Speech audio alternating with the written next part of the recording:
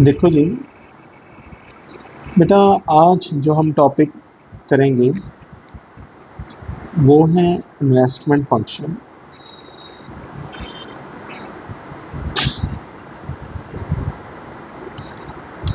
जो investment function है या इन्वेस्टमेंट का चैप्टर है जो आज हम करेंगे, उसको कराने से पहले मुझे कई चीज़ें आपको बतानी पड़ेंगी। सबसे पहले जो इम्पोर्टेंट चीज़ है वो है what are the various types of investment. ये जो इन्वेस्टमेंट है वो कितनी तरह की होती है, ठीक है।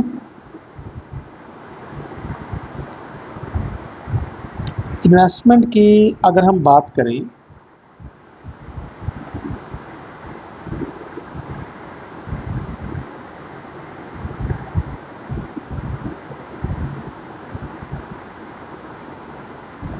इन्वेस्टमेंट की अगर हम बात करें जो हमारी इन्वेस्टमेंट है, सबसे पहले इन्होंने उसकी कैटेगराइज की है financial investment,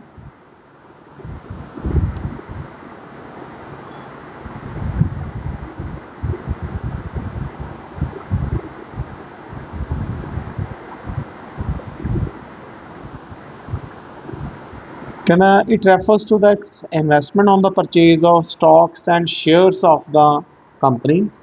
it is indeed significant from the individual point of view. मतलब जब हम कंपनी के शेयर्स में या डिबेंचर्स में या सिक्योरिटीज़ में पैसा लगाते हैं एज एन इंडिविजुअल, तो उसे फाइनेंशियल इन्वेस्टमेंट कहा जाता है। जो इसका पर्पज़ होता है वो होता है इंटरेस्ट वगैरह या डिविडेंड वगैरह गेन करना।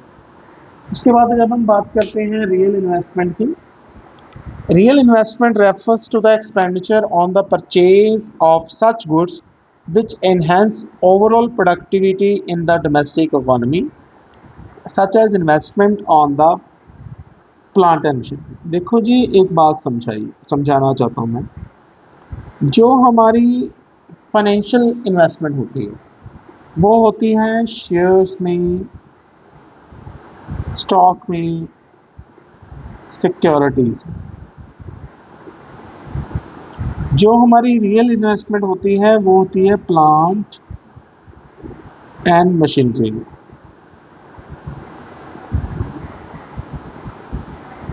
रियल इन्वेस्टमेंट इसे क्यों कहा जाता है? क्योंकि जो आपके शेयर, स्टॉक या सिक्योरिटीज पे आप इन्वेस्ट करते हो, वो आप खुद के लिए करते हो, उसका इकोनॉमी इफेक्ट बहुत कम होता है। लेकिन जो रियल इन्वेस्टमेंट होती है इसका इकोनॉमी इफेक्ट होता है, प्रोडक्शन कैपेसिटी पे फर्क पड़ता है, एम्प्लॉयमेंट अपॉर्चुनिटीज पे फर्क पड़ता है, लेवल ऑफ एम्प्लॉयमेंट पे फर्क पड़ता है। सिंपल सी बात है ना, अगर आप प्लांट लगाओगे, मशीनरी खरीदोगे तो उसका रेस्ट्रोस्पेक्टिव बहुत सारे इफेक्ट्स होंगे, ठीक है।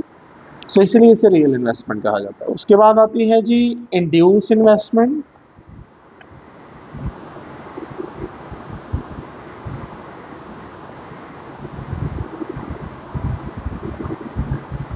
जो हमारी इंड्यूस इन्वेस्टमेंट होती है is investment which is governed by the income and profit. It is induced by the change in income and profit. देखो जी, इंड्यूस मतलब इसे कोई ना कोई प्रभावित करता है। So it is just related with the income. So it is has the relationship direct with income. अगर आपकी इनकम बढ़ेगी तो आपकी इन्वेस्टमेंट बढ़ेगी, ठीक है ना। सो इसका जो डायरेक्ट लिंक होता है वो इनकम के साथ, प्रॉफिट के साथ होता है। उसके बाद हम बात करते हैं ऑटोनमस इन्वेस्टमेंट। नेक्स्ट होती है autonomous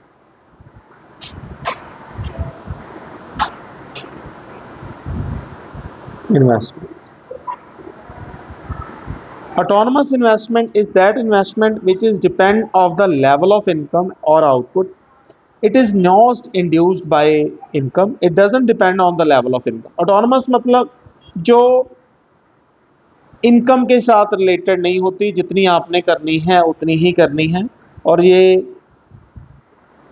investment which is made with the view to enhancing the level of effective demand during the period of depression और अनएम्प्लॉयमेंट। बेसिकली जो ऑटोनमस इन्वेस्टमेंट है जो गवर्नमेंट के थ्रू दी जाती है, इसका पर्पज होता है अनएम्प्लॉयमेंट की प्रॉब्लम को दूर करना। इट इज़ नॉट कि गवर्नमेंट के पास पैसा होगा तो ही। अभी फॉर एग्जांपल पंजाब गवर्नमेंट ने अभी रिसेंटली पंजाब पुलिस को गाड़ियां लेके दी।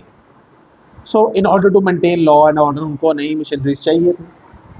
सो ये होती है autonomous investment which is not related with the income and output, it is just for the welfare से, जो गवर्नमेंट करती है या इंडस्ट्रीज करती है।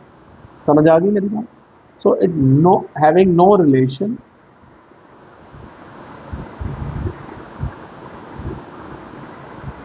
With income. ठीक है, उसके बाद हम बात करते हैं प्राइवेट इन्वेस्टमेंट। ठीक है,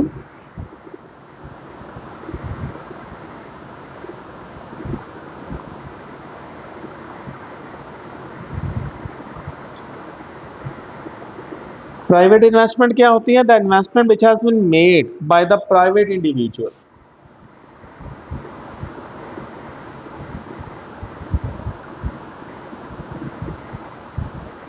प्राइवेट इंडिविजुअल के थ्रू की जाती है, उसे प्राइवेट इन्वेस्टमेंट किया जाता है। जैसे ये डिपेंड करती है टू फैक्टर्स पे, मार्जिनल एफिशिएंसी ऑफ कैपिटल, जो मैंने आपको एक्सप्लेन किया था कि रिटर्न जो आप एक्सपेक्ट करते हो अगर आप किसी कैपिटल एसेट में इन्वेस्ट करते हो, और दूसरा था रेट ऑफ इंटरेस्ट, जो आप अगर अपने बिजनेस में इन्वेस्ट ना करके आप कहीं और किसी सिक्योरिटीज में, शेयर्स में, बॉन्ड्स में इन्वेस्ट करते हो तो उस पर जो आपको इंटरेस्ट आता है। ठीक है, so if the efficiency is greater than rate of interest, अगर जो हमारी एमईसी है, मतलब जो हमें रिटर्न मिलेगी वो रेट ऑफ इंटरेस्ट से ज़्यादा है, देन प्राइवेट इन्वेस्टमेंट होगी। मतलब लोग ज़्यादा से ज़्यादा बिजनेस में पैसा लगाएंगे, क्योंकि अगर आप बैंक में पैसा जमा कराते हो तो आपको ब्याज कम मिलता है, लेकिन अगर आप बिजनेस में लगाते हो तो आपको रिटर्न अच्छी मिलती है। तो अंडरस्टूड सी बात है, आप बिजनेस में लगाओगे। अगर MEC is less than rate of interest होगी तो आप कम लगाओगे, अगर MEC is equal to interest होगी तो आप सेम लगाओगे। ठीक है, उसके बाद हम बात करते हैं पब्लिक इन्वेस्टमेंट की।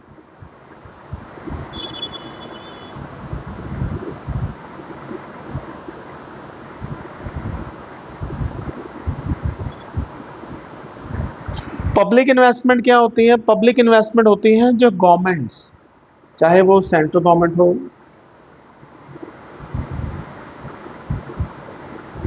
चाहे वो स्टेट गवर्नमेंट हो,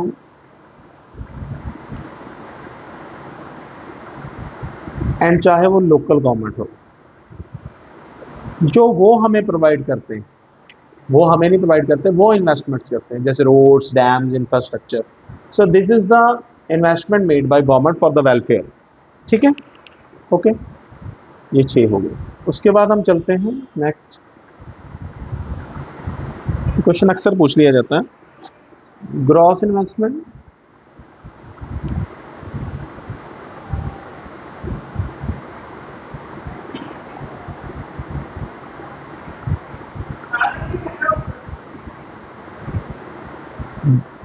ग्रॉस इन्वेस्टमेंट क्या होती है? जिसमें रिप्लेसमेंट इन्वेस्टमेंट, डेप्रिसिएशन इंक्लूड होती है। आप ये कह सकते हैं gross investment is equal to net investment जो आप कर रहे हो प्लस रिप्लेसमेंट कॉस्ट, जिसे आप डेप्रिसिएशन कॉस्ट भी कहते हैं, उसमें इंक्लूड होती है। So gross investment is that part of investment which is the investment intends a given stock of capital। इसमें क्या होता है कि रिप्लेसमेंट इन्वेस्टमेंट भी इंक्लूड होती है। नेट इन्वेस्टमेंट क्या होती है? जिसमें डेप्रिसिएशन या रिप्लेसमेंट इन्वेस्टमेंट इंक्लूड नहीं होता, मतलब डेप्रिसिएशन का खर्चा बीच में इंक्लूड नहीं होता। मोटी मोटी बात अगर मैं बता दूं,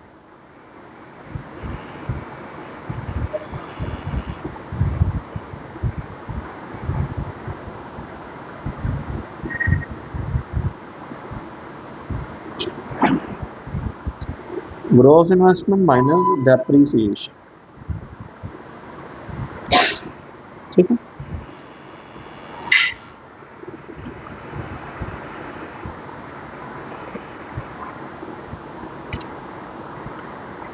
एक होती है इंटेंडेड इन्वेस्टमेंट,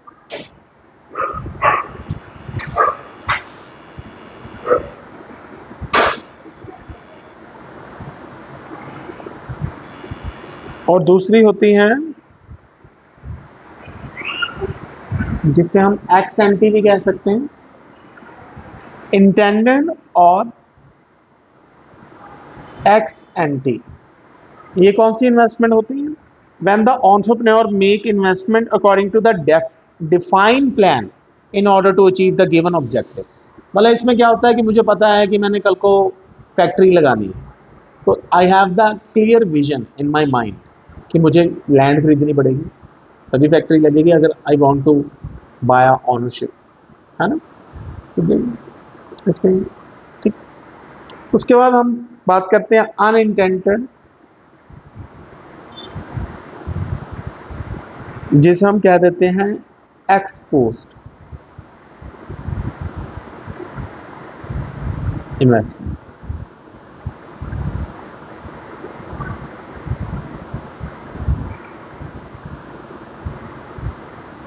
ठीक है, ये होती हैं इनवॉलंटरली। अनइंटेंडेड, इंटेंडेड मतलब हमारे माइंड में इसका कोई विजन नहीं था, मौके पे जो हमें कई बार इन्वेस्टमेंट करनी पड़ जाती है। ठीक है, ठीक है जी, क्लियर हो गया आपको? ठीक है, सो ये आपको क्लियर है सारी चीजें? ये इंटेंडेड मतलब इसकी एग्जांपल दे देते हैं कि मतलब आप सडनली आपकी प्रोडक्ट की डिमांड बढ़ गई, तो आपको नहीं पता था कि आपको इतनी लेबर हायर करनी पड़ेगी या इतना रॉ मटेरियल खरीदना पड़ेगा या एक प्लांट मशीनरी एडिशनल खरीदनी पड़ेगी। That is called in intended, intended या अनइंटेंडेड इन्वेस्टमेंट, एक्सपोज्ड इन्वेस्टमेंट। ठीक है,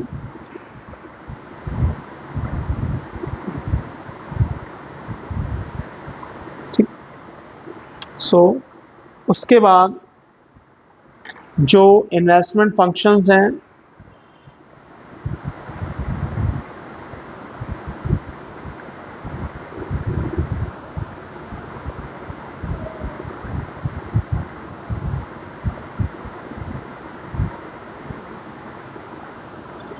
नेक्स्ट क्वेश्चन जो हमारा बनता है,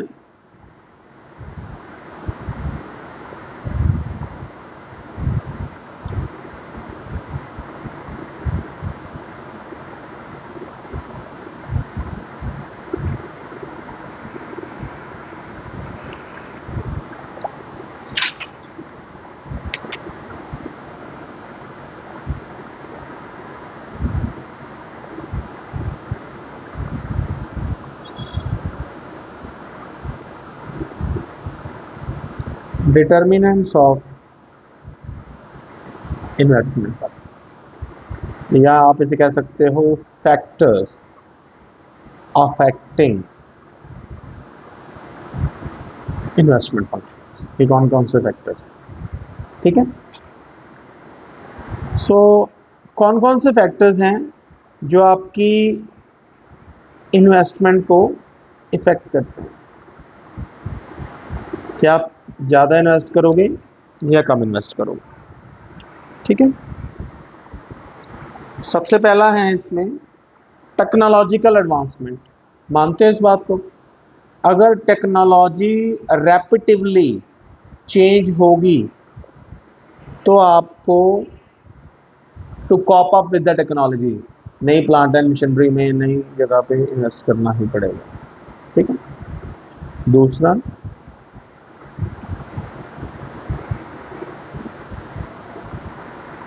डिस्कवरी ऑफ नेचुरल सोर्सेस।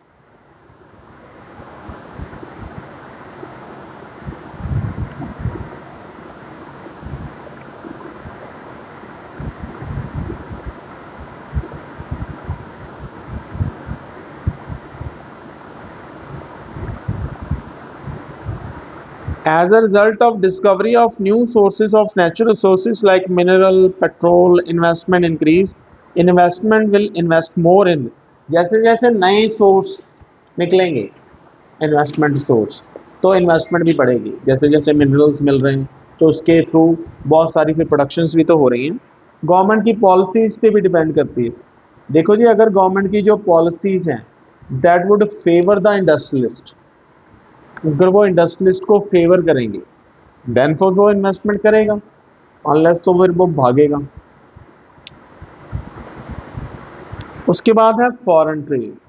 अगर दो कंट्रीज या फॉरेन कंट्रीज के साथ हमारा ट्रेड फेवरेबल होगा, अच्छे रिलेशंस होंगे, तो हम एक्सपोर्ट करेंगे। एक्सपोर्ट के लिए हमें प्रोडक्शन ज़्यादा करनी पड़ेगी, तो उसकी वजह से हमारी क्या होगी, इन्वेस्टमेंट ज़्यादा होगी। उसके बाद पॉलिटिकल इन्वायरमेंट। अगर कंट्री का पॉलिटिकल इन्वायरमेंट बहुत साउंड होगा, मतलब जातिवाद धर्म विवाद कम होंगे, तो ग्रोथ की ओर सभी बढ़ेंगे, और ग्रोथ की ओर सभी बढ़ेंगे तो पॉलिटिकल स्टेबिलिटी होगी, तो अंडरस्टूड सी बात है आपकी ग्रोथ भी होगी। ठीक है, ग्रोथ मतलब आप इन्वेस्ट ज़्यादा करोगे। अगर वही जिस कंट्री में जात पात धर्म के विवाद बने रहते हैं, उन कंट्रियों में फिर जो इंडस्ट्रियलिस्ट हैं या बड़ी बड़ी कंपनीज हैं, फॉर एग्जांपल हमारा जो पड़ोसी मुल्क है पाकिस्तान, कोई बड़ी इंडस्ट्री वहाँ पे काम करने में एग्री नहीं करती।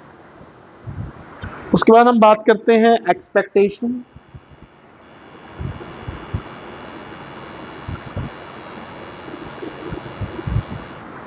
एक्सपेक्टेशन, अगर आपको लग रहा है कि आपको इस प्रोजेक्ट से या इस चीज़ से आने वाले टाइम में प्रॉफिटेबिलिटी बन सकते है, तो आप डेफिनेटली वहाँ पे इन्वेस्ट करोगे, नहीं तो नहीं करोगे। उसके बाद हम बात करते हैं पॉपुलेशन ग्रोथ।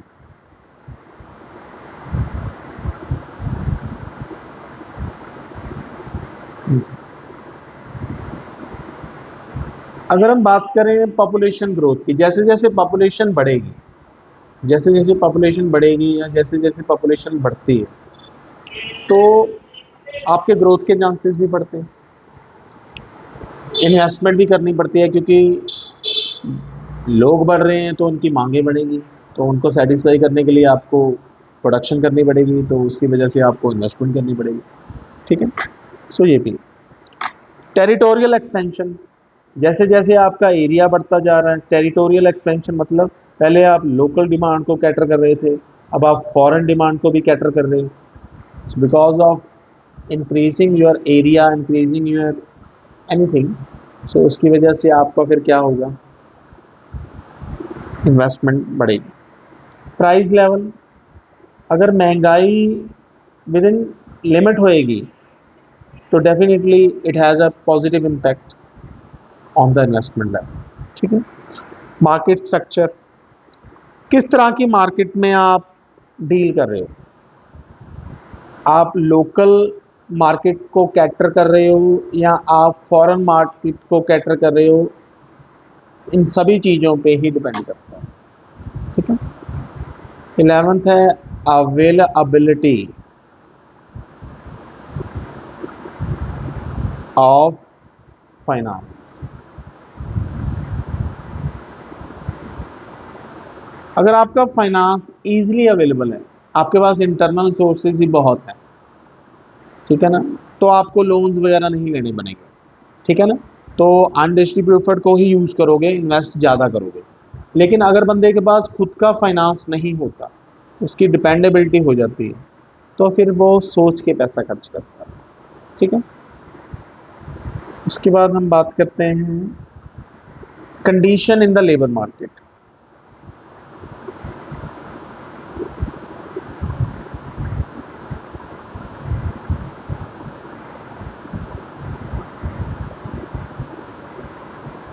लेबर मार्केट में क्या कंडीशंस हैं, हमारे पास स्किल्ड वर्कर्स हैं, तो फिर हर एक कंपनी ज़्यादा इन्वेस्ट करेगी उस कंट्री में जिस कंट्री में स्किल्ड वर्कर्स हैं। अगर वर्कर्स ही अनस्किल्ड हैं, तो वहाँ पे जो इन्वेस्टमेंट पोर्टफोलियो है बड़ी बड़ी कंपनीज का, वो कम हो जाता है। ठीक है, present stock of capital goods, हमारी इंडस्ट्री में, हमारी इकोनॉमी में, हमारे बिजनेस में कैपिटल गुड्स का प्रेजेंट स्टॉक क्या है, मतलब प्लांट एंड मशीनरी हमारे पास प्रेजेंटली कितनी है, is it sufficient to cater the needs of the customer. अगर वो सफिशिएंट है तो ठीक है, ज़्यादा इन्वेस्ट नहीं करेंगे। अगर प्रेजेंट स्टॉक बहुत है, लेकिन अगर कम है तो करेंगे। उसके बाद होता है जी aggregate demand.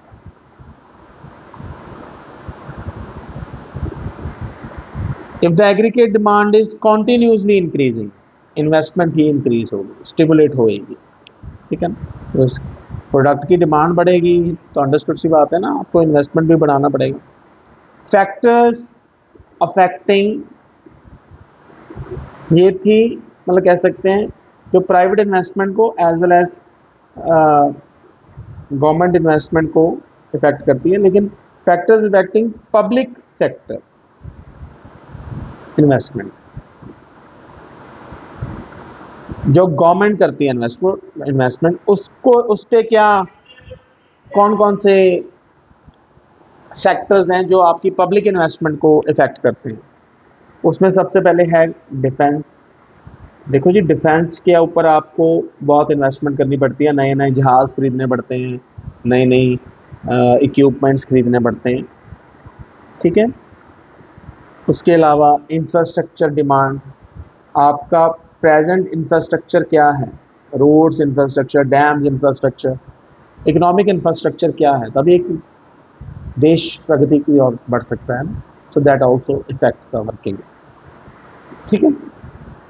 So these are the factors जो आपकी इन्वेस्टमेंट को इफेक्ट करते हैं, ठीक है ना। ओके, उसके बाद लास्ट जो है वो है कि हम प्राइवेट इन्वेस्टमेंट को कैसे बूस्ट कर सकते हैं।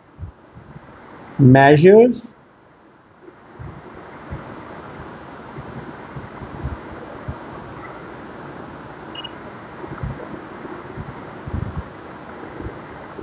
to boost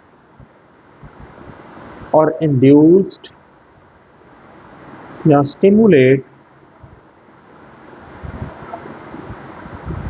private investment।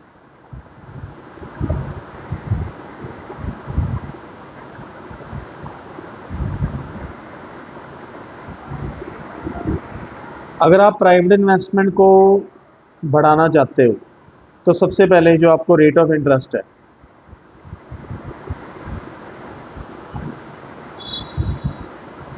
वो कम करना पड़ेगा, क्योंकि अगर लोगों के आप एफडी पे या सिक्योरिटीज़ पे या किसी भी चीज़ पे रेट ऑफ इंटरेस्ट अच्छा दोगे तो वो बिजनेस में इन्वेस्ट क्यों करेंगे, समझिए ना, अपने पैसे को वहीं इन्वेस्ट करेंगे। उसके बाद दूसरा पॉइंट है reduction in taxes.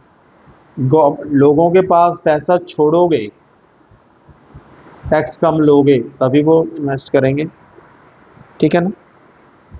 Policy of ways cut, लोगों को कम तनख्वाह दोगे तभी इन्वेस्टमेंट ज़्यादा होगी। बिजनेसमैन पैसा खुद के लिए बचाएंगे ना, ये चीज़। गवर्नमेंट का खर्चा ज़्यादा करोगे, गवर्नमेंट एक्सपेंडिचर बढ़ाएगी तभी होगा। कैसे कैसे बढ़ाएगी, अगर इंफ्रास्ट्रक्चर पे काम करोगे तभी बिजनेस एक्सपैंड होगा। मैंने कश्मीरी सेब यहाँ पे आगे बेचने हैं तो अगर रोड्स अच्छी होंगी तभी यहाँ पे आ पाएंगे, तभी मैं इन्वेस्टमेंट करूँगा यहाँ पे, समझिए ना। तो गवर्नमेंट को बहुत खर्चा करना पड़ेगा। प्राइस सपोर्ट पॉलिसी लेके आनी पड़ेगी गवर्नमेंट को। प्राइस सपोर्ट पॉलिसी मतलब कि गवर्नमेंट ऐसी पॉलिसी लाएगी कि इससे नीचे प्राइस पे तो बेचना ही नहीं है, ठीक है ना। मोनोपोली खत्म करनी पड़ेगी, वो तो ऑलमोस्ट कर ही दी है गवर्नमेंट ने, रेलवे की थी अब तो वो भी होगी। रिसर्च पे काम करना पड़ेगा, नई नई चीज़ों, इनोवेशन, रिसर्च एंड इनोवेशन, नई नई चीज़ें आएंगी, गवर्नमेंट को हेल्प करनी पड़ेगी, सब्सिडीज देनी पड़ेगी। देखो जी, प्राइवेट बंदा तो तभी इन्वेस्ट करेगा अगर उसको कुछ ना कुछ बेनिफिट दोगे, समझिए ना मेरी बात। तो ये पंप प्रीमिंग, पंप प्रीमिंग मतलब वही है, अगर पंप प्रीमिंग का मतलब होता है कि ड्यूरिंग डिप्रेशन प्राइवेट इन्वेस्टमेंट जो होती है वो लोग बहुत कम करते हैं, ठीक है ना। तो प्राइवेट इन्वेस्टमेंट को स्टिमुलेट करने के लिए हमें कंपटीशन में पब्लिक इन्वेस्टमेंट करनी पड़ेगी ड्यूरिंग डिप्रेशन सिचुएशन, रिसेशन या डिप्रेशन। सब्सिडीज देनी पड़ेगी, पंप करना पड़ेगा, पंप हौसला देना पड़ेगा तभी बंदा करेगा, क्योंकि रिसेशन में तो वैसे बंदे की बैंड बज जाती है तो कौन इन्वेस्ट करेगा। जैसे फॉर एग्जांपल कोरोना में हुआ था तो प्राइवेट प्लेयर तो नहीं ना इन्वेस्ट करेगा, वो तो तभी इन्वेस्ट करेगा अगर गवर्नमेंट कुछ सब्सिडीज देगी, उसे कुछ बेनिफिट देगी, प्लस साथ में पब्लिक इन्वेस्टमेंट भी करेगी। सो ये थे आपके इन्वेस्टमेंट के सारे important question. Thank you so